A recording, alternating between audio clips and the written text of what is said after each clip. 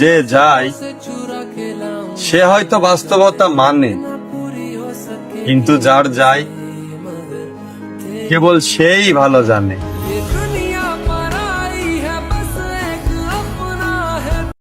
তাকে হয়তো আমি পাইনি, এই না পাওয়ার মধ্যেও আমি একাকার সময় ভালোবাসা অনুভব করি তার জন্য। মানুষে দোষ দিয়ে কি করব? কথা আছে না, অবাগা যেদিকে যায় সাগরও নাকি শুকিয়ে যায়।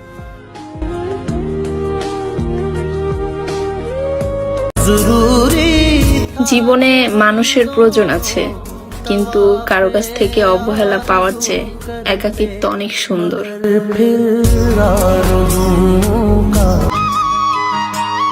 বারবার ফোনটা হাতে নিয়ে দেখা, তোমার কোনো মেসেজ আসছে কিনা চেক করা। আমার বেহায়া মনটা আসলেই বোকা, সে এটা বোঝার চেষ্টাই করে না আমার নাম্বারটা যে তোমার ফোনে ব্ল্যাক লিস্টে রাখা।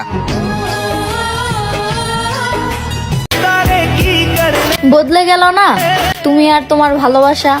তুমিই তো সেই ছিলা যে বলতা আমি সবার মতো না। আমার ব্যথা শুধু আমার রবই জানো, আর আমার মুখের হাসি এইটা সবার জন্যই উন্মুক্ত থাকুক।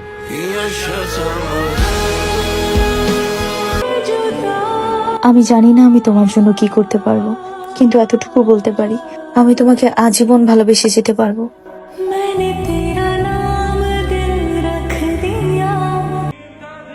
আমার হিসেব কেন মেলে না?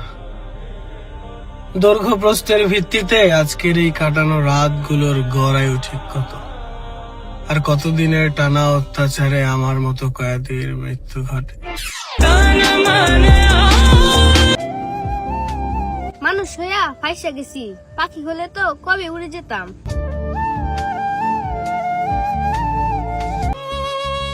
আমার আহামরি কোনো টাকা পয়সা নাই, নাই কোনো বড় বাড়ি গাড়ি, তারপরও যে আমার হয়ে থাকবে সেই হবে আমার শখের নারী।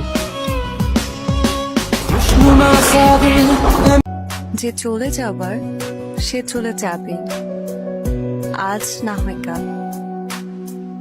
আর যে থেকে যাওয়ার সে সারা জীবন থাকবে, কারণ সে ভালোবাসে। মানুষই মানুষকে ধ্বংস করে, মাদক তো শুধু বেঁচে থাকতে সাহায্য করে।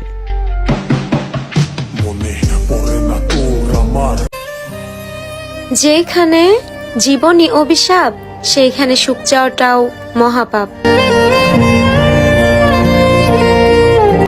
পরকালের কথা ভেবে মির্জা গালিব একটা কথা বলেছিলেন, কবরই তো তোমার আসল ঠিকানা গালিব, অন্তত কিছু ইবাদত করো।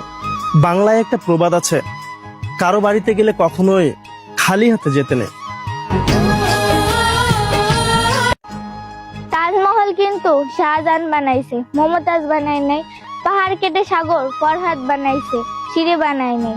শুকনো পুকুরে 12 বছর বসছি, চণ্ডীদাস বাইছে, রজ কিনে বাই নাই। ওহে মায়াবতী শুনে রাখো, যুগে যুগে ভালোবাসার উদাহরণ পুরুষেরা দিয়ে গেছে, নারীরা দেয়নি।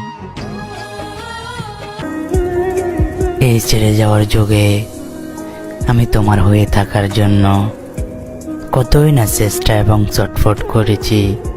ইস, তুমি যদি একটু বুঝতে আমায়।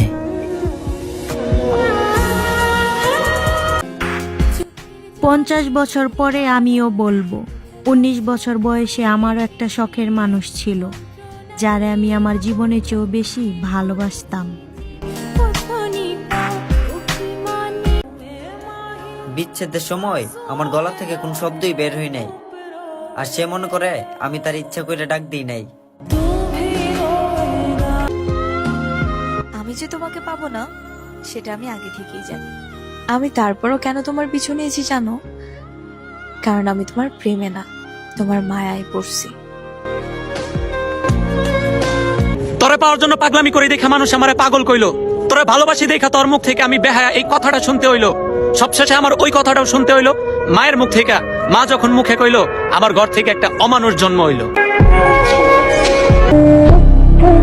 মানুষ সৃষ্টির সেরা প্রাণ হলেও পশুর চেয়ে অল্প দামে বিক্রি হয়ে যায়। না